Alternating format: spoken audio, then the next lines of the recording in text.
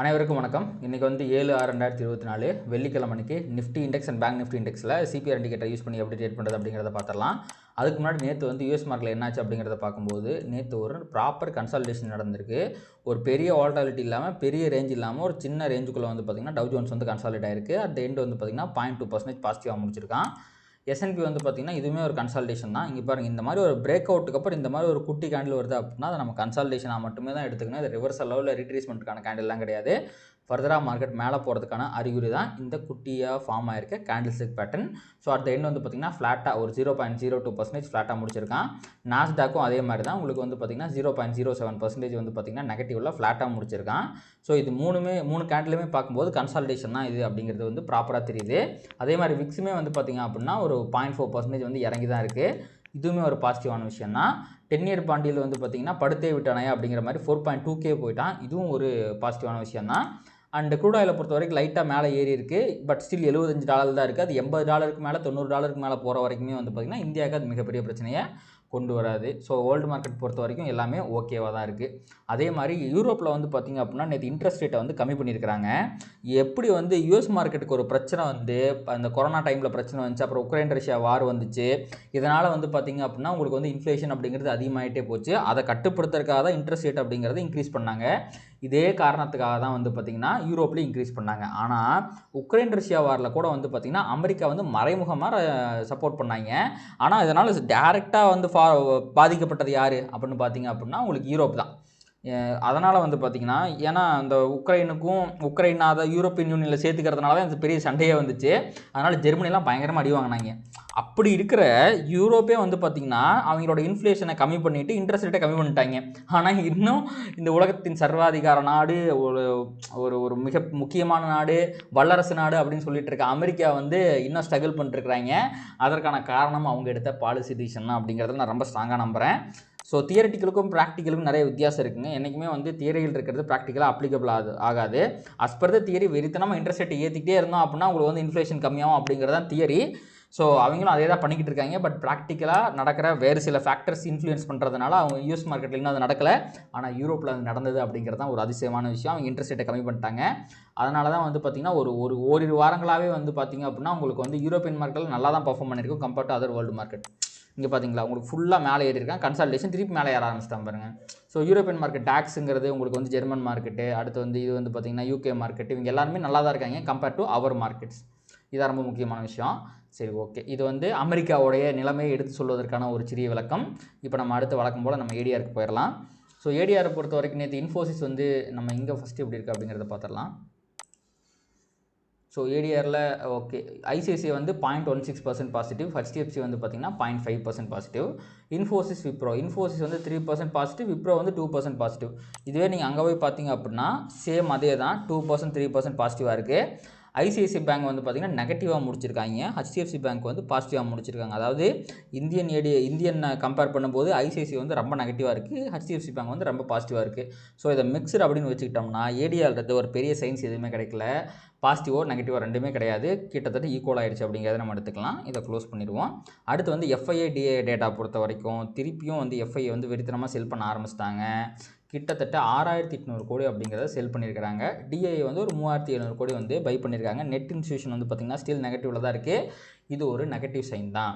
இதில் முக்கியமான விஷயம் என்ன அப்படின்னா அந்த ரிசல்ட் வந்த அன்னைக்கு 12,000 கோடி செல் பண்ணியிருந்தாங்க. அதுக்கப்புறம் 5,000 கோடி, அது அப்படியே கம்மியாகிட்டு போகணுன்னு பார்த்தீங்கன்னா திருப்பி வந்து 6,800 கிட்டத்தட்ட 7,000 கோடிக்கு செல் பண்ணியிருக்கிறாங்க. இவங்க வந்து ரிசல்ட் வந்த அன்னைக்கு இவங்களும் 3,000 கோடி செல் பண்ணியிருந்தாங்க.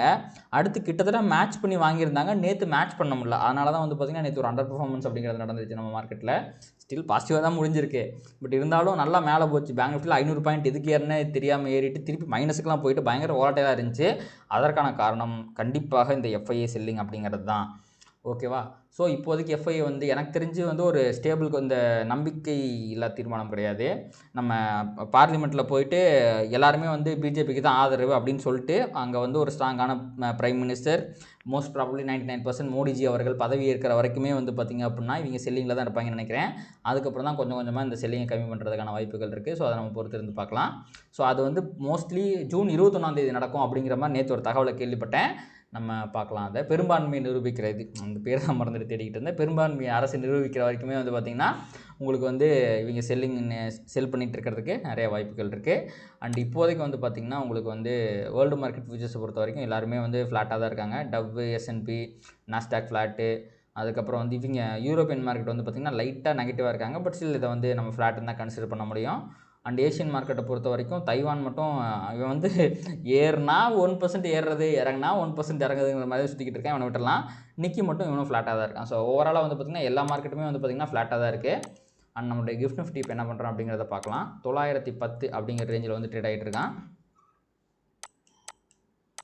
ஸோ நேற்று வந்து பார்த்திங்கன்னா நிஃப்டி ஃபியூச்சர் இங்கே முடித்தது உங்களுக்கு 930 அப்படிங்கிற ரேஞ்சில் வந்து முடிச்சிருக்கான். இப்போ ஓப்பன் ஆகிறது இங்கே வந்து பார்த்திங்கன்னா 913 இருக்கான். ஸோ மோஸ்ட்லி வந்து பார்த்திங்கன்னா இந்த ப்ளஸ் ஆர் மைனஸ் ஒரு 50 பாயிண்ட்டுக்குள்ளே தான் ஒரு ஃப்ளாட் ஓப்பனிங் இருக்கிறதுக்கான வாய்ப்புகள் தான் அதிகமாக இருக்குது.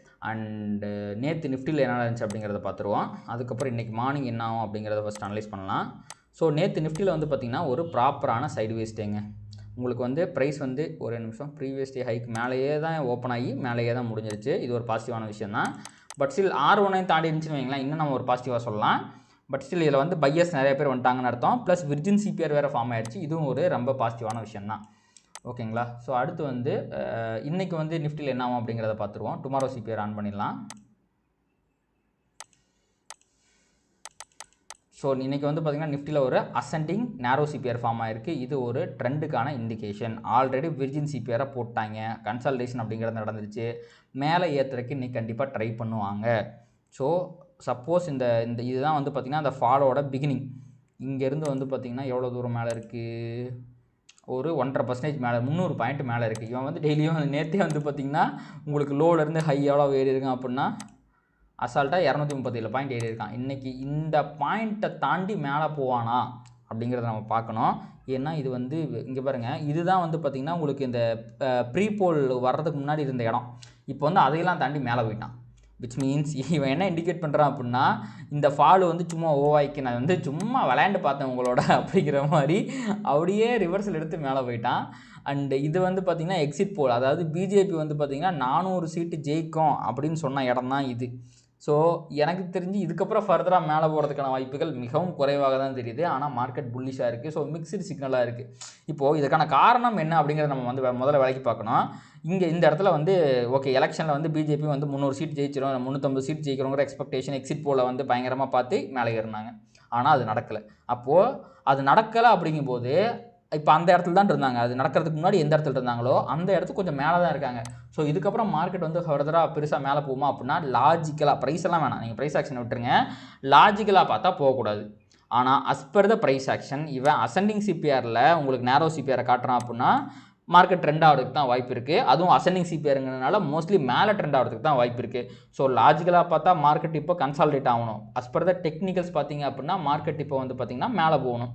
அதுதான் வந்து காட்டுது. நம்ம வந்து என்றைக்குமே ப்ரைஸை மட்டும்தான் பிலீவ் பண்ணணும், வேறு எதையுமே உள்ளே கொண்டு வரக்கூடாது. ப்ரைஸ் ஆக்ஷனை மட்டும்தான் பார்க்கணும். So as per the price action இன்றைக்கி வந்து பார்த்திங்கன்னா R1 ட்ரெண்டிங் அப்படிங்கிறது ஒரு ஹை ப்ராபபிள் ட்ரேடிங் செட்டப்பாக இருக்கும்.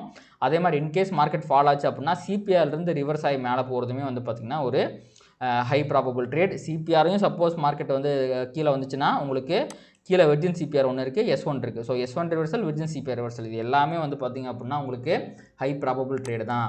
ஸோ ட்ரெண்டிங்கை பொறுத்த வரைக்கும் CPRலேருந்து மேலே போகிறதும் ஒரு நல்ல ட்ரெண்ட் ஆகிறதுக்கு வாய்ப்பு இருக்குது. R1 தாண்டி மேலே போனாலும் நல்லா ட்ரெண்ட் ஆகிறதுக்கு வாய்ப்பு இருக்குது. இன்கேஸ் ஃபால் வந்துச்சுன்னா CPR, S1 and Virgin CPR இது 3 இடமே வந்து நல்லா சப்போர்ட்டாக இருக்கும். இங்கேருந்து ப்ரைஸ் ரிவர்சல் எடுக்கும்போது நீங்கள் ட்ரேடை வந்து எடுத்து பார்க்கலாம். அது வந்து ஹை ப்ராபபிள் ட்ரேடாக இருக்கிறதுக்கான வாய்ப்புகள் ரொம்பவே அதிகமாக இருக்குது. அடுத்து நம்ம பேங்க் நிஃப்டி பக்கம் போயிடுவோம்.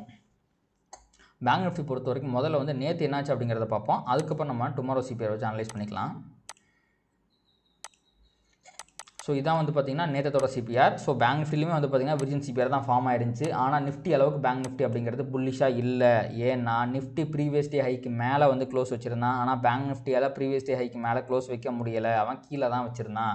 இது என்னத்தை இண்டிகேட் பண்ணுதுன்னா நிஃப்டி அளவுக்கு பேங்க் நிஃப்டி பயங்கர பாசிட்டிவாக இல்லை அப்படிங்கிறது இண்டிகேட் பண்ணுது. பட் ஸ்டில் இந்த கன்சால்டேஷனில் பையர்ஸ் உள்ளே வந்திருக்கிறதுக்கான வாய்ப்புகள் ரொம்பவே அதிகமாக இருக்குது. அண்ட் விர்ஜின் CPRும் கூடவே ஃபார்ம் ஆயிருக்கு. அடுத்து நம்ம டுமாரோ CPR பார்க்கலாம்.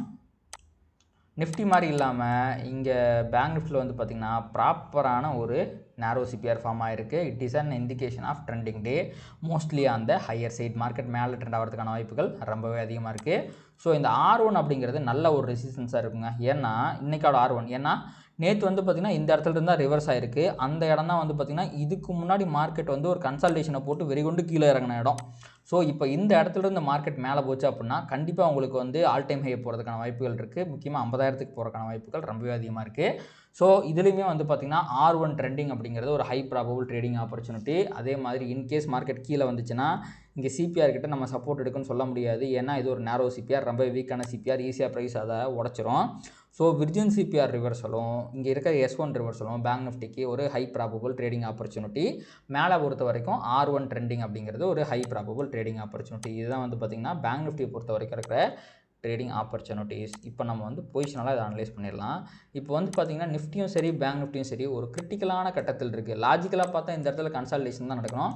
ஸோ ஆனால் இன்றைக்கி வந்து டெக்னிக்கல்ஸ் என்ன சொல்லுதுன்னா உங்களுக்கு வந்து மார்க்கெட் ட்ரெண்ட் ஆகும் அப்படின்னு சொல்லுது. இன்கேஸ் மார்க்கெட் ட்ரெண்ட் ஆகிற பட்சத்தில் இந்த இடம் இருக்குது பார்த்தீங்களா, அதாவது ப்ரீவியஸ் டே ஹையே 49,700 தாண்டதே ரொம்ப கஷ்டம். தாண்டிட்டால் கண்டிப்பாக மேலே ட்ரெண்ட் ஆகும். ட்ரெண்ட் ஆகும்போது வந்து பார்த்திங்கன்னா 50,700 அப்படிங்கிறது பொசிஷனலாக ஒரு ரெசிஸ்டன்ஸாக இருக்கும். அதே மாதிரி கீழே வந்து பார்த்திங்கன்னா இந்த ட்ரெண்ட் லைன் இருக்குது பார்த்திங்களா, இது ஒரு நல்ல சப்போர்ட்டாக இருக்கும் பேங்க் நிஃப்டி பொறுத்த வரைக்கும். அதே நம்ம நிஃப்டியில் எடுத்துக்கிட்டோம் அப்படின்னா இப்போவே வந்து பார்த்திங்கன்னா அவன் ஒரு ரிவர்சல் பாயிண்டில் தான் இருக்கான். இங்கேருந்து மார்க்கெட் கன்சாலிடேட் ஆகணும்.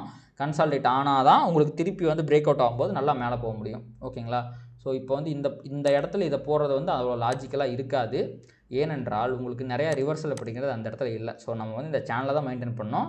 ஸோ இந்த சேனலோட மேலே இருக்கிற இந்த ட்ரெண்ட் லைன் வந்து ரெசிஸ்டன்ஸாக இருக்கும், கீழே இருக்க இந்த ட்ரெண்ட் லைன் வந்து சப்போர்ட்டாக இருக்கும். இதுதான் நிஃப்டியை பொறுத்த வரைக்கும் இருக்கிற ப்ரைஸ் ஆக்ஷன் பேட்டர்ன். ஸோ இப்போ முக்கியமாக நான் இன்னும் ஒரு விஷயம் வந்து டிஸ்கஸ் பண்ணோம் அப்படின்னு நான் நினச்சேன்.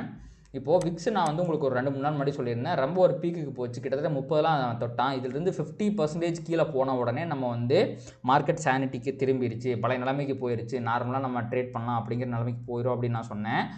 நேற்று ஒரு 20% மேலே விழுந்துச்சு. முந்தா நேற்று அகைன் ஒரு 10% விக்ஸ் வந்து விழுந்திருக்கு. இப்போதைக்கு 16.8 அப்படிங்கிற நிலமையில் இருக்கான். ஸோ நான் ஆல்ரெடி சொன்ன மாதிரி இந்த புதிய அரசு வந்து பெரும்பான்மையை நிரூபிக்கிற வரைக்குமே எனக்கு தெரிஞ்ச அரௌண்ட் ஒரு 15 சுற்றிட்டு இருக்கலாம். அவங்க நிரூபிச்சிட்டாங்க, திருப்பி வந்து பழைய குருடி கதவு தரடி அப்படிங்கிற மாதிரி வந்து 12, 11 போய் நம்மளை வந்து சங்கடப்படுத்த போகிறோன்னு நினைக்கிறேன்.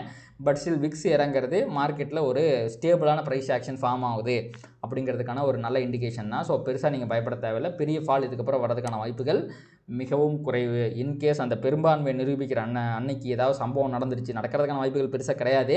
இன்கேஸ் நம்ம ஒஸ்ட் கேஸ் தான் எப்பவுமே பார்க்கணும். அந்த ஒஸ்ட் கேஸில் ஏதாவது நடந்து போச்சு அப்படின்னா திருப்பியும் மார்க்கெட்டில் ஒரு மிகப்பெரிய ஃபால் வரதுக்கான வாய்ப்புகள் நிறையா இருக்குது. அதனால் அது வரைக்கும் ரொம்ப அக்ரெசிவாலாம் பொசிஷன் எடுக்காதீங்க.